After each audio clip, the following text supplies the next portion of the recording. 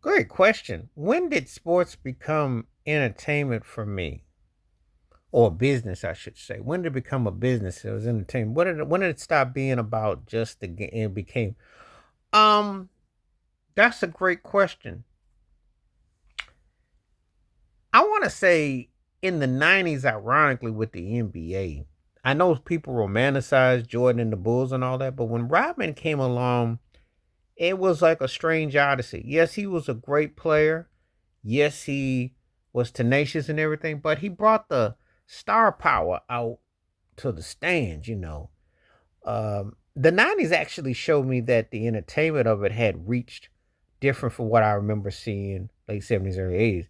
The '90s was the star power, I would say, because you had, obviously I saw Shaquille O'Neal with rapping and the dancing and the shoes and everything, and Kobe did TV and everything, doing TV, and then Jordan, of course, was Jordan with everything with the commercials and the movie, and and everything. But Rodman was like, that's where the side show really kicked in.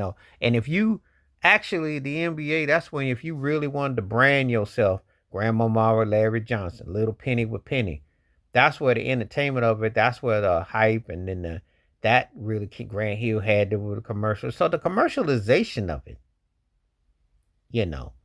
Um, then if I go into the boxing ring, I still remember Roy Jones Jr. That's the first time I ever seen a boxer talking to an announcer like when he's in the ring, like he was Mike Real, him and Jim Lampley and all that. You remember watching those Saturday fights?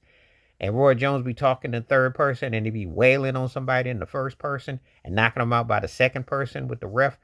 Um, that was an era of that.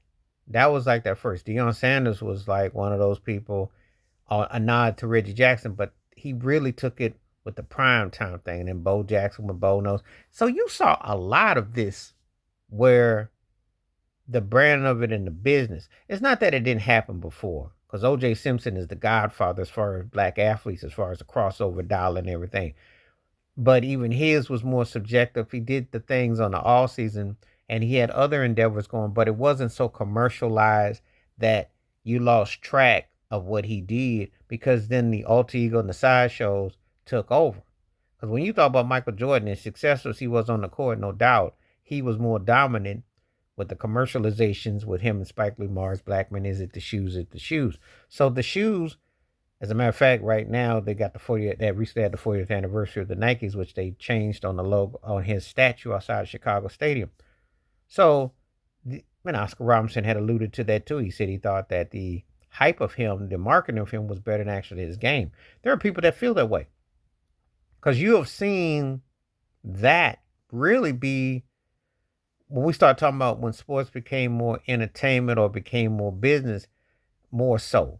We used to just love the competition of the battles and everything, but you've seen it where when people talk about they don't like this team or they don't like that, well, you're from that energy of the past. But guys play for the same team, same agents, work together, laugh together. It's not like how it once was. It ain't the old polo grounds with the Giants and the Dodgers or those old Celtics and the Lakers or the old Bears and the Packers. It's not like that no more.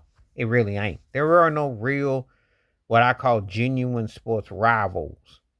The teams that might not like each other for different things. There's not no rivals. There's not this thing. And it was almost kind of, was it a myth? But the business was always there, especially for the athletes, the agents, and the owners, etc.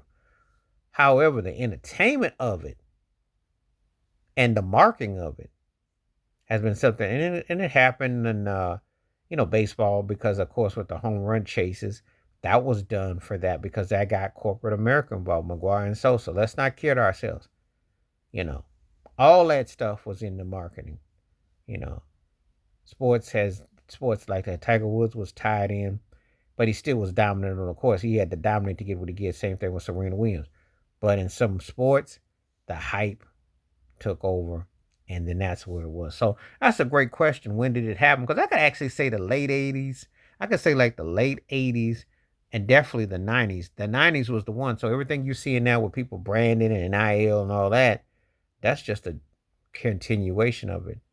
But anyway, When did it happen to you? Tell me what you think. Please like, subscribe, welcome thoughts, comments, and I do respond. Thank you. Wash your hands, keep your mind clear, watch out for another. Share it if you like, and hit that membership, because when you do requests like this come true, stay safe, stay blessed, stay woke, stay free. I'm on peace.